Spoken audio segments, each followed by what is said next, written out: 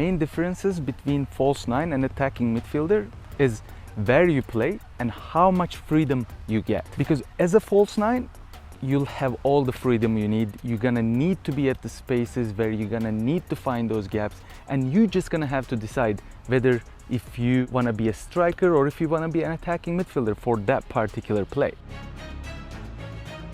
But unlucky for you, there is not many false nines left.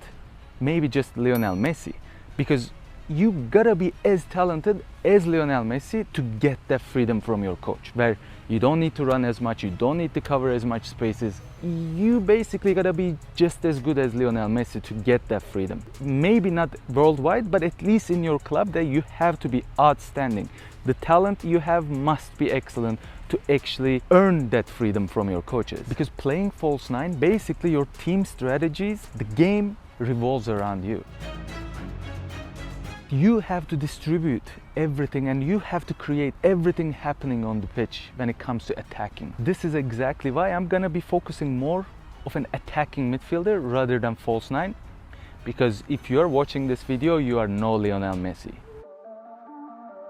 Tip number one is your vision. To be able to be an excellent attacking midfielder, you have to have an outstanding vision. When I say vision, I don't only mean that your passes or your through balls. You're gonna need to be at the right place at the right time, creating spaces, finding those gaps to receive the ball, basically everything you need to do to create the game. That's why I'm gonna separate the vision as phases, where the phase one will be before you receive the ball and then the phase two will be after you receive the ball. If you wanna be a good attacking midfielder, you have to read the game. And this is the part of having a good vision, where you're gonna need to read the game on and off the ball.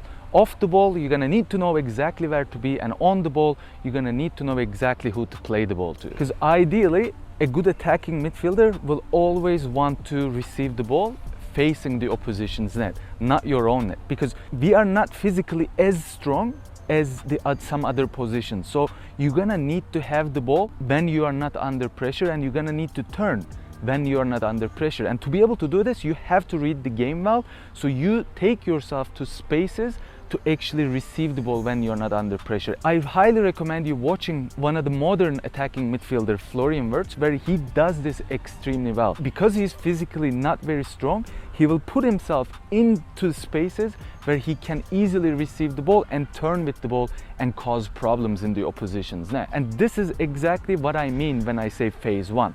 You need to be going to these spaces, most likely the wide spaces of the pitch, to receive the ball and actually distribute the game. If your phase one is not good, your phase two will automatically not be good, because you didn't receive the ball at the right place, so you're not gonna be able to create the game very well to actually cause problems. You have to really master the phase one to be able to be excellent at phase two, which is actually what you do after you receive the ball, to distribute, who you're gonna distribute, and where did you receive the ball, and what kind of troubles you can cause in the opposition's end. To be able to improve your vision, phase one and two, you have to be shoulder checking all the time. You have to be studying every position, including the opposition, what their fullbacks does, what their central midfielders does, what your strikers does. So what kind of runs are they making, and where do you need to be to actually receive the ball, and what kind of through balls you need to be sending.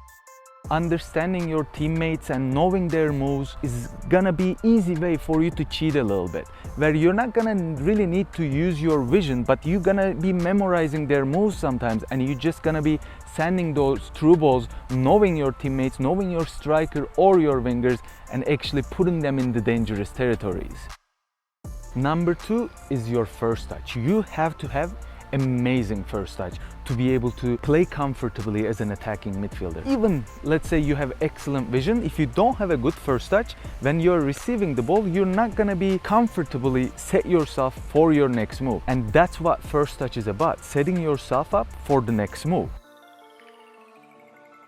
As an attacking midfielder, you are the orchestrator of the game. You are the maestro. So your striker, your central midfielder, your winger will always look to pass you first. because you are the one that can create and can actually change the way the game goes. So that's why you're gonna be receiving the ball more than any other position on the pitch, and your first touch has to be excellent. And this is why I said in the first tip, which was the vision, that you have to observe these spaces to put yourself in a space where you can turn with your first touch. Because if you're under so much pressure when you're receiving the ball, your first touch will have to be just control the ball, have the opposition in your back, and release it to somebody closer to you.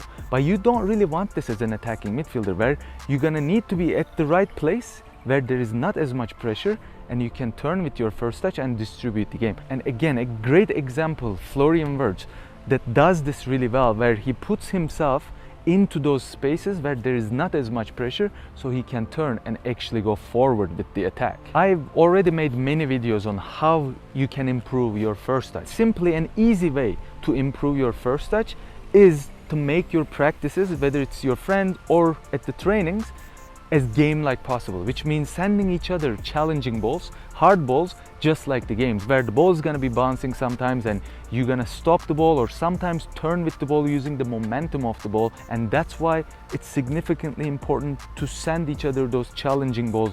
Make it as game-like possible. Don't just send those nice and easy passes to each other.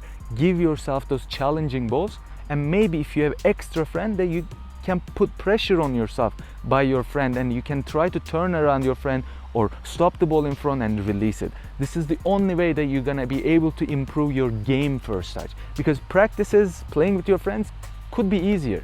Game is different. As soon as you step up on the pitch, it's gonna be much harder for you to turn with your first touch.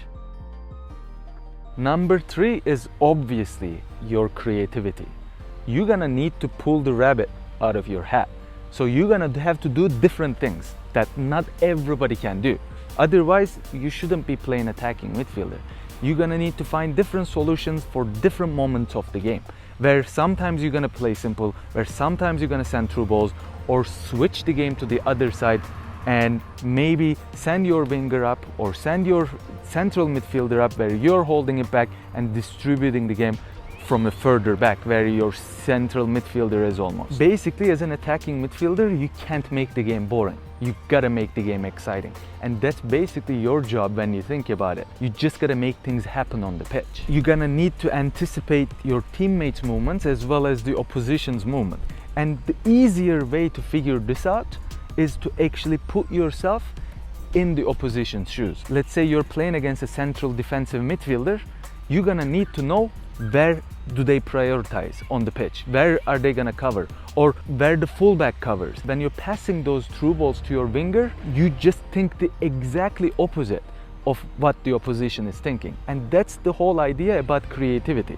You just gotta be unpredictable with your moves as an attacking midfielder. And that's simply what coaches looking for when they're analyzing the opposition. The coaches are looking and watching the opposition and thinking, where are they the strongest? So if the opposition likes to close the central channels and they are really good at winning the ball in the central areas, your coach will want to avoid those spaces. Your coach will want to go outside to the wide side of the field. That's exactly how you need to be thinking when it comes to playing the attacking midfielder position. You're gonna need to do the exactly opposite of a central defensive midfielder would do against you. Episode 3 will be the fullback position. You're gonna learn the 3 skills or tricks that you have to master as a fullback in the episode 3. Drop a comment if you still have questions about the position of attacking midfielder after watching this video. I promise to answer all your questions, because I just answered about 500 questions in the last few days. I hope you enjoyed this video. Please drop a like, subscribe to my channel with the notifications on. You can also find my playlist right over here. Thanks for tuning in, and I will see you next time.